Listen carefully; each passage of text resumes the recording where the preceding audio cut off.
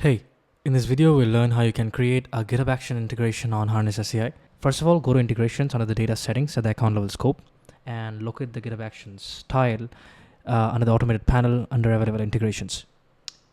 Go ahead and click on install and then select the type of your GitHub account, which could be cloud or on-prem.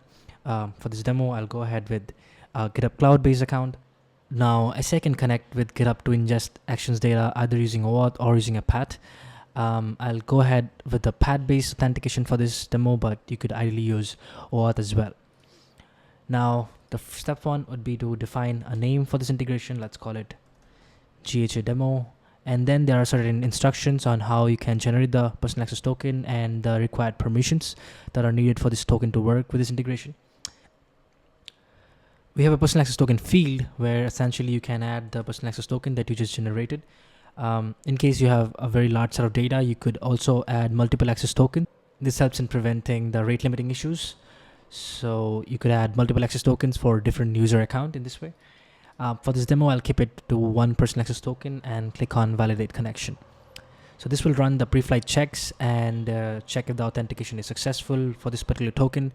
And once it is done, we will have the integration created. And as you can see, the integration ID is 206.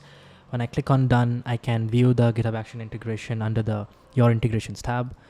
And currently the status is warning. That means no ingestion job has been scheduled yet for this integration, but this will update automatically once the ingestion jobs are scheduled and once they're completed.